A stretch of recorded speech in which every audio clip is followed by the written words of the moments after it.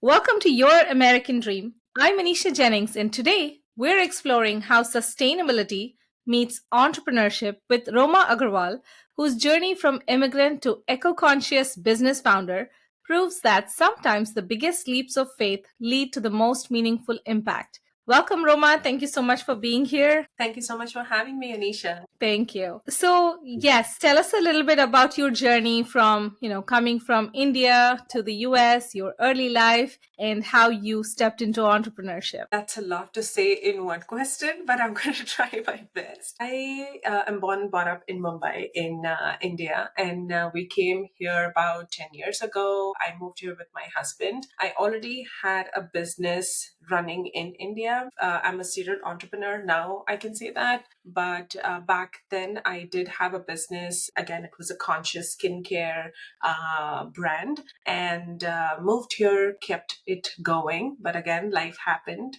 like with big moves and big, changes. And then I had to shut shop in about 2018. I took a break to raise my kids because I feel like here you don't have that much of a village that you do back in India. And I was just navigating motherhood and this entrepreneur itch in me, and this new place, and just navigating my whole new role and everything in all of this to really, it all boiled down to learning more about my own self. And I felt like sustainability is something that has always been a part of me. I've always been this person who wants to repair, who's conscious of her choices. And I just wanted to share my journey out to, my friends and family. It literally just started with that thought. And 3, 4 years down the line here now, I've created Earth Swag.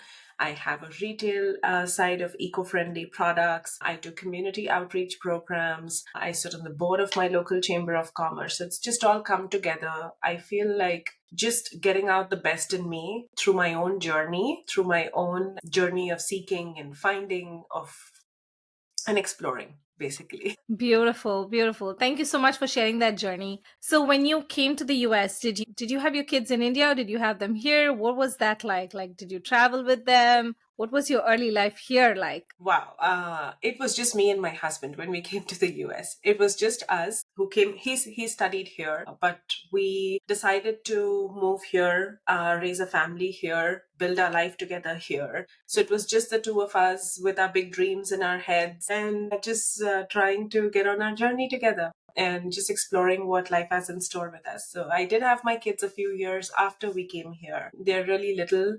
They're elementary age kids now. And yeah, we are still navigating things. Yes, yes, indeed. I don't think there's ever a time it stops. It's always different challenges or different, experiences as they grow up. Absolutely, absolutely. And raising a family while running a mission-based business is not always easy. But Hmm. like it's deeply aligned with what I am. And I think the best part is that I see my children seeing me create something that truly matters. And I want them to, understand and learn that doing something that you truly love and aligning it with your purpose is actually what is the most valuable at the end of the day. Absolutely. So when you came here initially, what was it like? Did you have culture shock? What were your early thoughts of navigating and what were the challenges and how did you overcome them? I came here as a dreamer. It was all not very smooth, right? Yes, there was not so much of a culture shock because, like I said, born and brought up in Bombay. So we've always seen the urban lifestyle and we see how things are. But yes, things were different. You're on your own, and you're just trying to, there's so many things happening parallelly. Personally, in your relationship as a spouse, in your relationship with your own self, trying to figure out what you want to do, how you want to. When I came here initially, I already was doing my business. So I just had to continue doing it. But I would say the customer perception is different. In India, there is a different mindset. There is a different customer behavior. In the United States, there is a different customer behavior. So just like navigating those things for my own self, for my business, just learning the trends, learning how people talk, react, respond. There are so many things that you learn as you do with every new work environment. So that was just a learning for me to begin with. And then the break happened. And then now that I've started Earth Swag, I've been doing this for a few years now. I feel like aligning with someone or trying to really understand what the business means to them before you do business with them is where it all matters. It is where it all belongs. That's the core. Yes, yes, definitely. So you started Earth Swag. Tell us a little bit Yes. about the journey of Earth Swag. I know when we spoke, you told us about, challenges with things around the products and the things with your own journey with motherhood. So tell us a little bit about that journey. I built everything from scratch.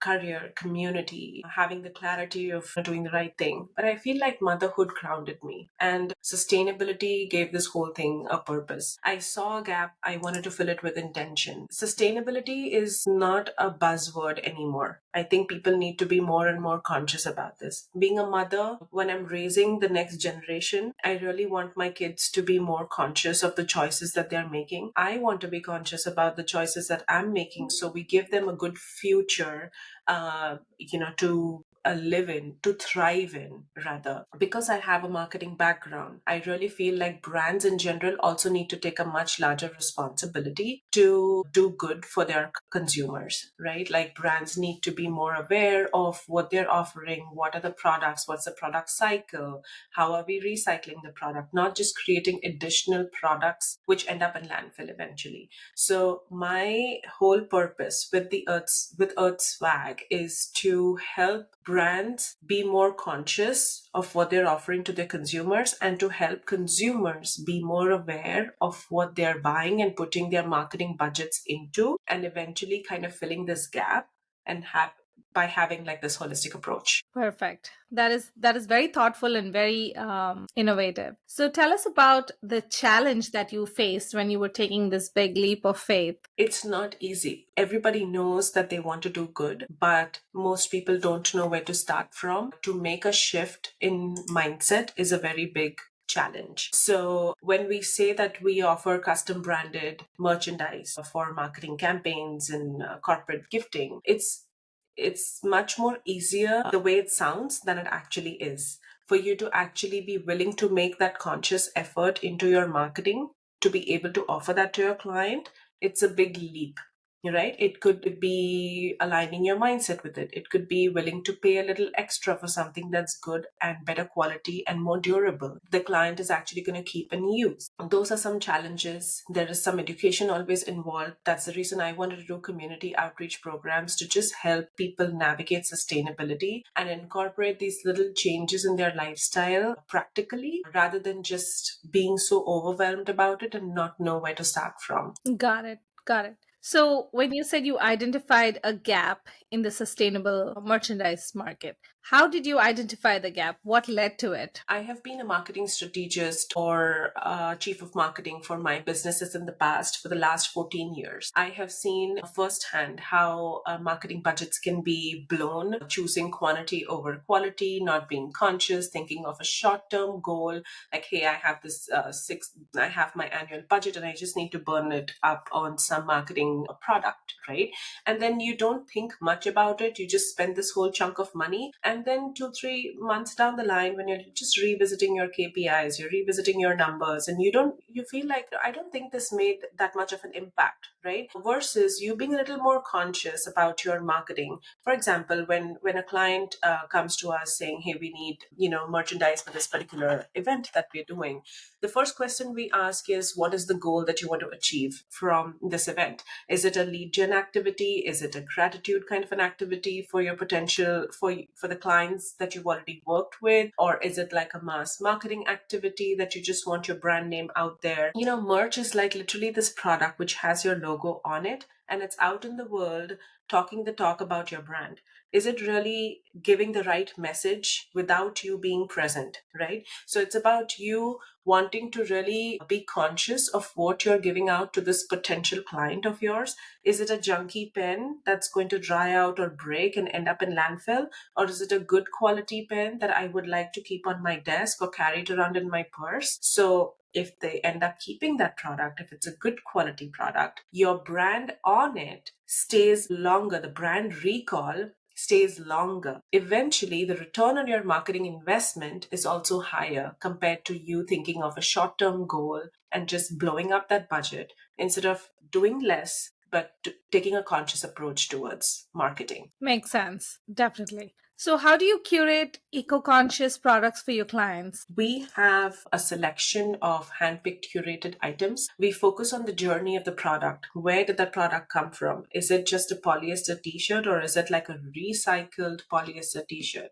How many bottles were used in making this backpack, or how many bottles were recycled to make this particular t shirt? Is the cotton organically grown? Is it got certified? There are different certifications that tell you about the quality of a product. We work with suppliers who have products that are either EcoVadis certified or B Corp certified or Fair Labor certified. We vet our suppliers accordingly. So we kind of want to make sure that what we're offering really has a story behind it, and we know the origin of where that product came from, and we know the intention that we're trying to solve for our client. So our client believes in a certain thing, and we want to make sure that a product with a story goes to the consumer that is looking for a product with the story. Absolutely. Branding is so much all about, so much more about the story that you tell and how much you connect with your, clients and customers. Absolutely. I'm more likely to buy a product from a brand who I know what the brand is about, what the story is about, and how they started, and why they started, and what's their purpose, right? Yes, absolutely. So, how do you balance your sustainability principles with business profitability? That's a very good question. It's not always easy because people want to be sustainable, and but sometimes their budgets are limited. So, we try to match pricing as much as possible to the generic products available in the market, but it's not always easy. It's not always at par. So we always encourage our clients to choose less but to choose better instead of going for the same amount of junky products. So you're just kind of aligning, or rather attracting, the right kind of clients rather than just going all out and doing this whole mass exercise. That's lovely, which makes so much sense. It's always most of the time quality over quantity is what Yes. works. So, Yes.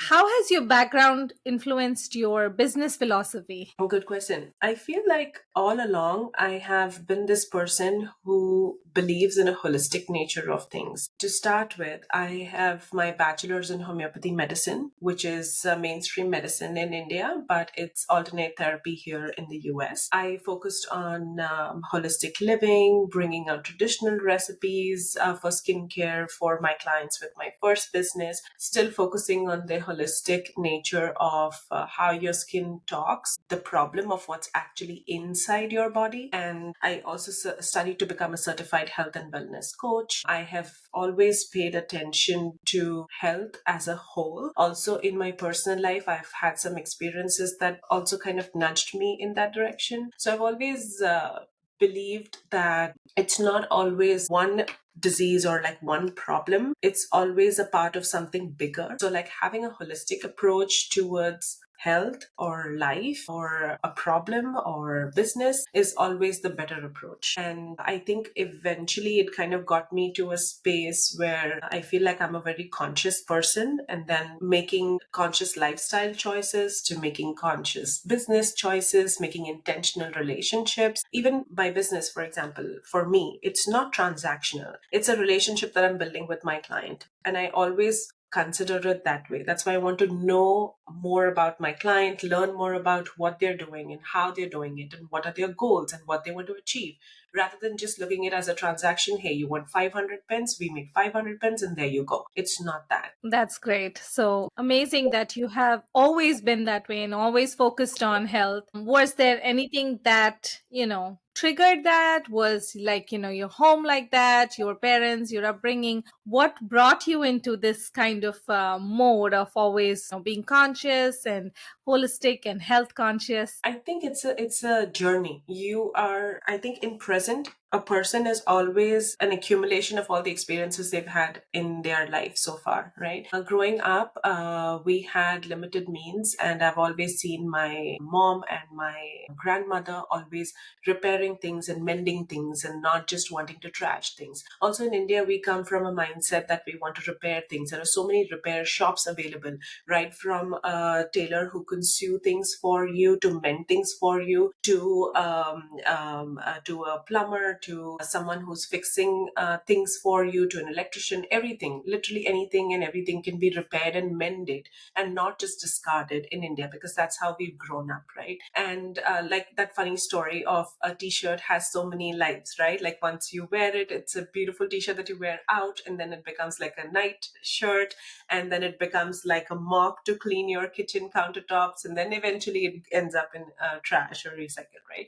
So just having that mentality growing up. I think when I became a mother myself, you start to kind of see those things, how your mom did those things when you were a kid, and you just remember those things. And with my kids, I want to teach them the importance of things. I don't want every trip to a Costco or a Target to become like a trip where you bring clothes and toys and groceries and everything. I want them to be mindful of, what they are putting their hand on, choosing their needs versus their wants, deciding what is it? Is it a want or is it a need? Saving the wants for special occasions like your birthdays and, Diwali and Christmas, and taking care of needs as priority. I think all these experiences in general just kind of shape you into who you are. And I think motherhood was a nudge, was really like a push into that direction to really focus. When you're pregnant, you start thinking about everything, right? From what am I wearing? What am I thinking? What am I putting on my body? Everything. So I think it started from there.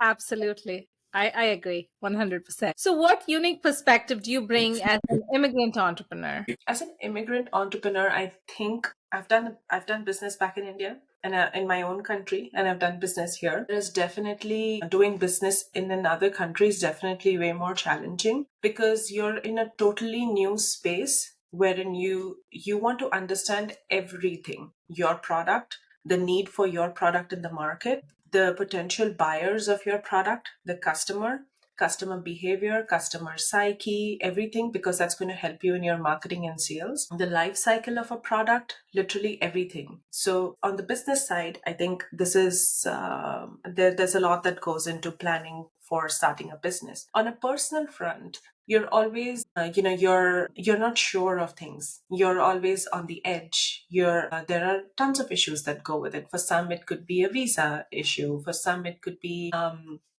mindset issue. So sometimes people just try to either not take the plunge, or if they take the plunge, just play low key, riding one day at a time. I feel like being an entrepreneur in itself is a big leap, is a big challenge. And just if I had to bet on anybody, I would bet on myself. That's just how I am. I rather bet on myself rather than betting on someone else. So I think that has been my philosophy. I'm an opportunist. I'm a dreamer. I want to really do things that I believe in. I realize there are big risks associated with taking big steps, but that's the case with literally anything in life. So true, so true. Kudos to you for that. Thank So, tell you. us about challenges you might have faced when building credibility in this new market. It is definitely pretty challenging, but I feel like the more involved you are in your community, the better it is for you to learn more about your community, learn more about your business. If you just go out and step out in a completely new market without knowing anybody, it's not helping anyone. I mean, it's a streak of luck if your product goes viral on TikTok or on social media, and then you end up making a bunch of sales. But I feel like you being more involved in the community is definitely more helpful. So I think we are, as humans, we are made to be social. We we just learn so many things from each other. So I think the benefit of a community is much bigger than just the social aspect of it. You can find mentors, you can find people who've already been in your shoes, you can learn something from them, you can make good connections, you can build a stable base for you, just to, where to fall back on, whom to discuss these things with, right? And just knowing people in your own circle, in your own community, gives you a sense of security, and help in much more ways that you can imagine. Absolutely. That's amazing. Thank you so much for sharing that. So, what has been the response from businesses to your eco conscious approach? I am happy to be in a space, in a city, especially like Seattle, Washington, where people are way more conscious than what they are, than I feel like other states, maybe. We have beautiful trails and nature and mountains up here in Seattle. And I think people are just very, very conscious and more connected with nature and with Mother Earth here. I'm sure there are people elsewhere too, but I'm biased towards Seattle and Washington. I've been here a long time now, and I feel like once people realize the importance of how a sustainable product can actually be impactful, people have different myths that sustainable products are really expensive. It's not always the case. They're also high quality, good, very well made products. So if you give them a good product without compromising on the price or the quality of the product that they're already getting elsewhere, I see a very quick transition into for people, right? So the transition time is way lower if they just see a product which is at par, maybe even better in some cases, and it's not harming the planet. So they quickly want to make that transition. And I think the awareness and about sustainability is just increasing a lot by the day, with all these freezes and untimely rainstorms and volcanoes and so many things, fires and so many things happening around us. I think people are realizing more and more like this is the time. Yes, absolutely. So, what drew you to serve on the Chamber of Commerce? I am on the board of the Chamber of Commerce. I'm a marketing chair and a secretary. Like I said, I have a background in marketing strategy, right from building a product to making B2B connections, B2C connections. I initially started by being a marketing chair on my local Chamber of Commerce, to eventually now also being the secretary. I That's amazing. have initiated two groups for networking in my local chamber. One is just a B2B networking group for businesses to meet once every month, just to grab a coffee together and troubleshoot with each other. And another one is a specific women only group, just to make these organic connections and to learn more about each other's businesses and to just help each other uplift and grow. That's amazing. That's really wonderful. So, how do you balance your business with community service, being a mother, and all of it? How do you integrate all of this? That's wearing a lot of hats. But being 100% committed in the space I am in at that time. For example, before, my work hours are my work hours when my kids are at school, and once my kids are back home, I'm all theirs. I'm just a mom. My phone is away. I try not to, touch my phone unless it's a work emergency, which sometimes happens, like a deliverable that has to go out or something. But I try not to get very swayed away with work, because it's never ending. When I'm with my kids, I'm with my kids. With a blink of an eye, I feel like they're just growing up too fast, and I want to just soak in these years. I try not to work on weekends. I'm happy, I'd say privileged, to be able to, do that. To not be able to work on weekends and spend time with my family. But it's all about drawing a line where you can draw a line.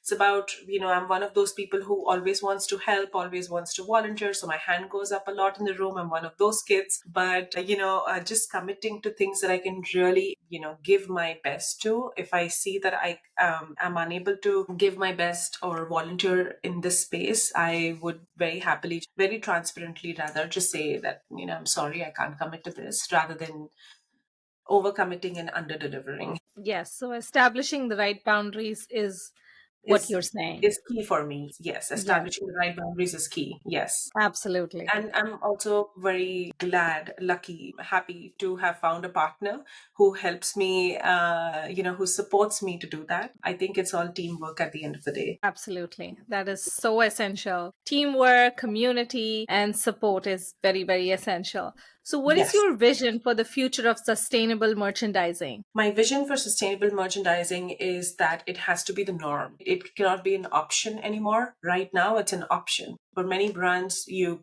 give them a bunch of options and they say, we'd not want, we'd rather go with this than that. At Earth Swag, you do not get it as an option. You just get eco-friendly options to choose from. So we want sustainability in the promotional industry to be mainstream rather than become an option. And we want people to choose better, to think more consciously. And we want to be one of those people who that come to mind first because we want to be known for quality and for wonderful customer service. That's another distinguishing factor that we have at Earth Swag. You never get an IVR. You always get a person to talk to and to discuss your merch problems with. We hold your hand from an idea to a product in hand. That's beautiful. I love that vision. So, tell us a little more about what do you think, how is Earth Swag going to be evolving? Earth Swag has grown a long way. We have catered to small businesses,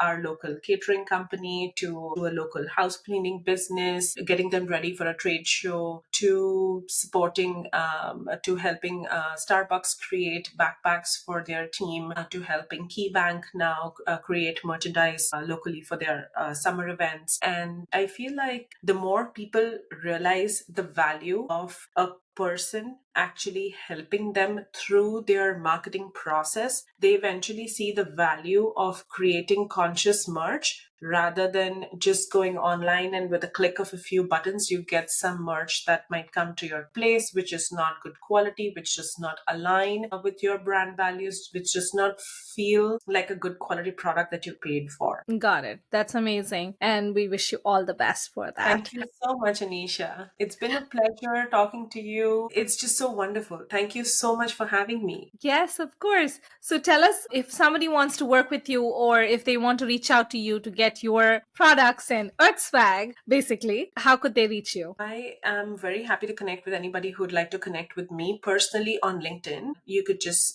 write Roma T. Agarwal and look for me. You could send us an email on contact@earthswag.shop. Just check out our website, earthswag.shop, and you have everything there. Perfect. I will have that in the show notes. So before we wrap up, is there an advice you would give immigrants considering entrepreneurship? Absolutely. Start where you are. Don't overthink it. Listen to your gut. Build something that means something to you. Build with purpose. Your identity as an immigrant, as a mother, or just as a person, your experiences, your uniqueness is going to shape whatever you do into something that is uniquely special to you. So work around it. That is your superpower. Hone into your uniqueness as your superpower. And don't think of anything else. Just trust your gut. Yes. Perfect. That is amazing advice. Thank you so much. Thank you again for being here, sharing your experiences, your journey, and your expertise. I truly appreciate your presence here. Thank you so much, Anisha. Thank you so much. As we wrap up our inspiring conversation with Roma, remember that sustainable business isn't just about the environment, it's about building something that lasts. Speaking of building lasting foundations, if you're in the health and wellness space and would like to create a digital presence that truly represents your mission, whether you need a brand new website or want to optimize what you already have, I'm offering free strategy calls and website audits to help entrepreneurs like you determine the best next steps for your online presence. You can book a free call in the bio or in the show notes. This is Anisha Jennings reminding you that sometimes the most meaningful businesses start with a simple desire to make things better, and that includes making your website better too. Until next time.